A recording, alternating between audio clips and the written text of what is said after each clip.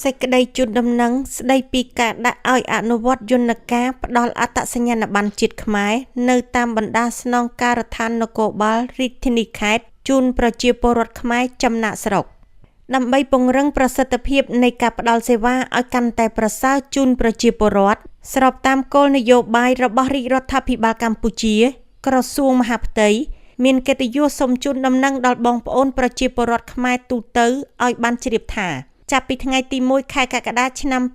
2026តទៅអគ្គនាយកដ្ឋានអត្តសញ្ញាណកម្មក្រសួងមហាផ្ទៃនឹងដាក់ឲ្យអនុវត្តយន្តការផ្ដល់អត្តសញ្ញាណប័ណ្ណជាតិខ្មែរនៅតាមបណ្ដាស្នងការដ្ឋាននគរបាលរាជធានីខេត្តជូនប្រជាពលរដ្ឋខ្មែរចំណាកស្រុកដែលកំពុងប្រកបការងារឬមុខរបរ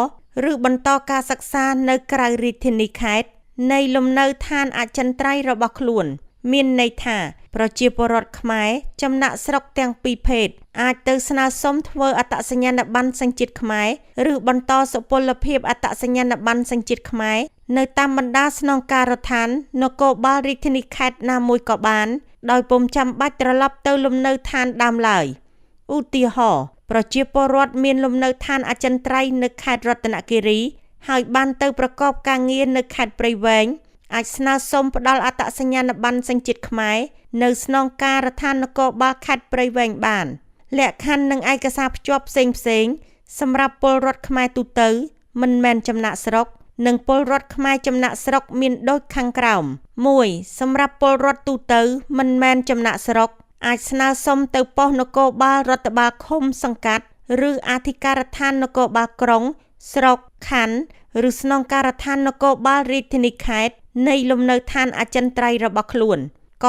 ចំពោះប្រជាពលរដ្ឋខ្មែរដែលមានអាយុ15ឆ្នាំឡើងហើយមិនទាន់មានអត្តសញ្ញាណប័ណ្ណសញ្ជាតិខ្មែរប្រើប្រាស់ត្រូវភ្ជាប់មកជាមួយនៅសេចក្តីចម្លងសម្បត្តិកំណើតឬសេចក្តីចម្លងសម្បត្តិបញ្ជាក់កំណើតឯកសារសម្គាល់ការស្នាក់នៅ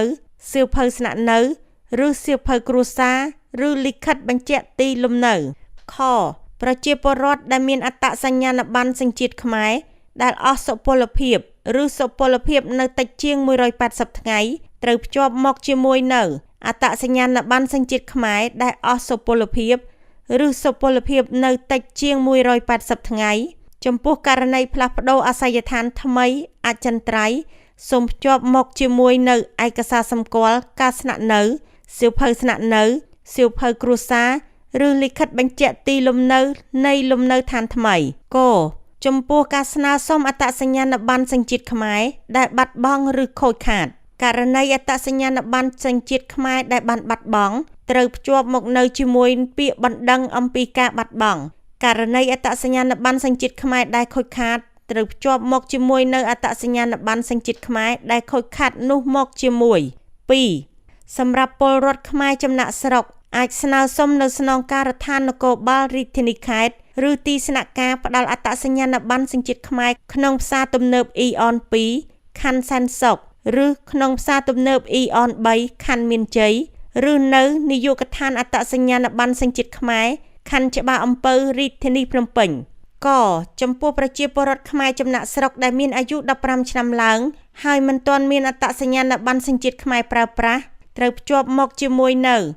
សេចក្តីចម្លងសម្បត្តិកំណើតឬសេចក្តីចម្លងសម្បត្តិបញ្ជាក់កំណើតឯកសារសម្គាល់ការស្នាក់នៅសៀវភៅស្នាក់នៅឬសៀវភៅគ្រួសារឬលិខិតបញ្ជាក់ទីលំនៅខចំពោះប្រជាពលរដ្ឋខ្មែរចំណាក់ស្រុកដែលមានអត្តសញ្ញាណប័ណ្ណសញ្ជាតិខ្មែរដែលអស់សុពលភាពឬសុពលភាពនៅតិចជាង180ថ្ងៃត្រូវភ្ជាប់មកជាមួយនៅអត្តសញ្ញាណប័ណ្ណសញ្ជាតិខ្មែរដែលអស់សុពលភាព